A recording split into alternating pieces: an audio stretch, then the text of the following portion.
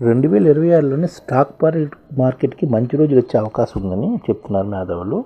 ఏంటంటే mid cap small క్యాప్లోనే 20% వరకు rally ఉండొచ్చని, సెన్సెక్స్ 1,00,000 పాయింట్లు చేరే స్థాయి అవకాశం ఉందని చెప్తున్నారు అన్నమాట. దీని గురించి వచ్చి చూస్తారు అసలు. గత ఏడాదిన్నరగా ఒడిదుడుకు లోనవుతున్న దేశీయ స్టాక్ మార్కెట్ ఇకపై కోలుకునే అవకాశం ఉందని మేధావులు చెప్తున్నారు. అంతర్జాతీయ పరిస్థితులు కుదిరిపడము, కంపెనీల షేర్లలో ధరలు సహితంగా ఉండడంతో రానున్న 12 నెలలు 18 నెలలు కాలము మార్కెట్లు ఎంతో అసాధారణంగా ఉంటాయని చెప్తున్నారు. బడ్జెట్లో డెరివేటివ్స్పై పన్ను పెంపు ప్రభావము, కొత్త తరము మదుపరుల ధోరణి, ఐటీ షేర్లపై ఏ ప్రభావం, భవిష్యత్తులో రాణించే రంగాలపై విశ్లేషణాత్మకంగా చూస్తే మార్కెట్ పరిస్థితి ఎలాగ ఉందో విశ్లేషించుకుంటే గత 18 నెలలు భారత మార్కెట్లు ప్రపంచ మార్కెట్లతో పోలిస్తే కాస్త వెనకబడ్డాయి. ఇందుకు ప్రధాన కారణము విదేశీ పోర్ట్ఫోలియో మదుపరులు ఎఫ్పిఐలు నిధులు వెనక్కి తీసుకోవడం అన్నమాట. దాదాపుగా $18 బిలియన్ వెనక్కి తీసుకున్నారు. ఏ ఆధారిత పెట్టుబడి అవకాశాలు మన దగ్గర తక్కువగా ఉండడము, భౌగోళిక రాజకీయ ఉద్రిక్తలు ఇప్పుడు చాలా సమస్యలు పరిష్కారం అయ్యాయన్నమాట. గతంలోనే షేర్ల వాల్యుయేషన్ 22 PE నిష్పత్తి వద్ద దీర్ఘకాల సగటుతో పోలిస్తే సహేతుకంగా ప్రస్తుతం ఉన్నాయన్నమాట. కరెన్సీ విలువలోని పెద్దగా మార్పు ఉండకపోవచ్చని చెప్తున్నారు. అందుకే ఎఫ్పిఐలు మళ్ళీ భారత్లో పెట్టుబడులు పెట్టేందుకు ఆసక్తి చూపుతున్నాయన్నమాట. రానున్న 12 నుంచి 18 నెలలలోపు మంచి రోజులు అనిపిస్తాయని మార్కెట్ నిపుణులు చెప్తున్నారు. వచ్చే కంపెనీ ఆదాయ వృద్ధి 14 నుంచి 15% ఉండొచ్చని, కీలక సూచీలు నిఫ్టీ సెన్సెక్స్ 12 నుంచి 15%, మిడ్ స్మాల్ క్యాప్ 18 నుంచి 20% వృద్ధిని ఆశించవచ్చని, ఈ లెక్కన సెన్సెక్స్ 1,00,000 మార్కును దాటొచ్చని, నిఫ్టీ 29,000 నుంచి 30,000 మధ్య స్థాయి ఉండొచ్చని చెప్తున్నారు అన్నమాట. అమెరికాతో భారత ఒప్పందం కూడా దీనికి మేలు చేస్తుందని చెప్తున్నారు మేధావులు. కొత్త తరం జన్జీ మదుపరుల ధోరణి కూడా ఎలా ఉందని చూస్తుంటే యువ మదుపరులు ముఖ్యంగా జన్జీలు ధర విషయంలో చాలా స్పష్టంగా ఉంటున్నారన్నమాట.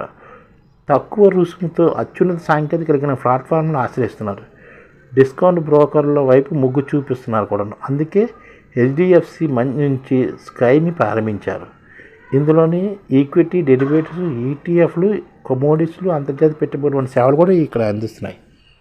పెట్టుబడి నిర్ణయం కృత్రిమ మీద కూడా చాలా వరకు ఉపయోగపడుతుంది.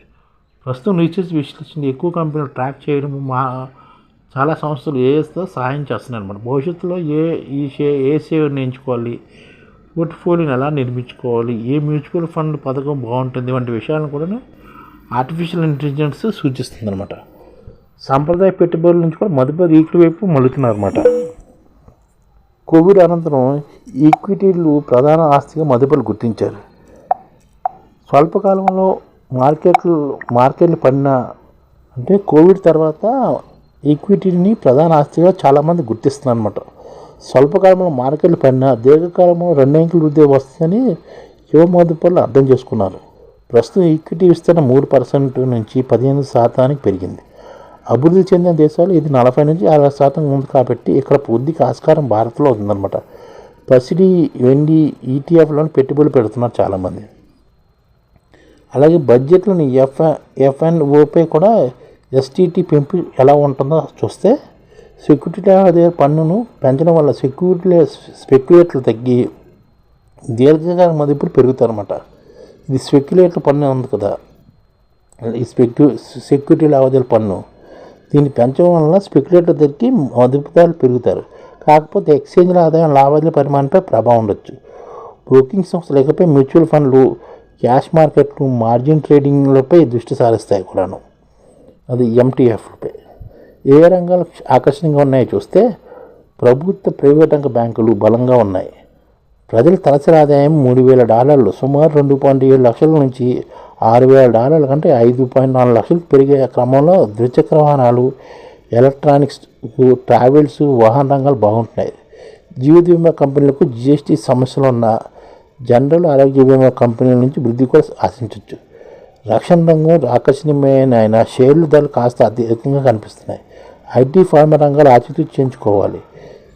CDMO విభాగంలో కంపెనీలు ఆసక్తిగా ఉన్నాయి కూడాను. IPOలో మదుపరులు తీసుకోవాల్సిన జాగ్రత్తలు ఏంటో చూస్తే అన్ని తొలి ఆఫర్లు లాభదాయకంగా కాకపోవచ్చు. IPOలు ఎస్ఎంఏలు ఐపీఓల విషయంలో సరైన అవగాహన లేకుండా పెట్టుబడి పెట్టకూడదు. కొత్త ధర సాంకేతిక సంస్థలు, బహుళజాతి సంస్థలు మార్కెట్లో నమోదు కావడం మంచి పరిణామం. ఇలాంటి వాటిలో మదుపు చేస్తే దీర్ఘకాలంలో ఫలితాలు ఉంటాయని గ్రహించాలి. ఈ విధంగా వచ్చే 12 సంవత్సరాలు బాగుంటాయని హెచ్డిఎఫ్సి సెక్యూరిటీస్ అండ్ ఎండి సిఇఓలు చెప్తున్నారు మేధావులు.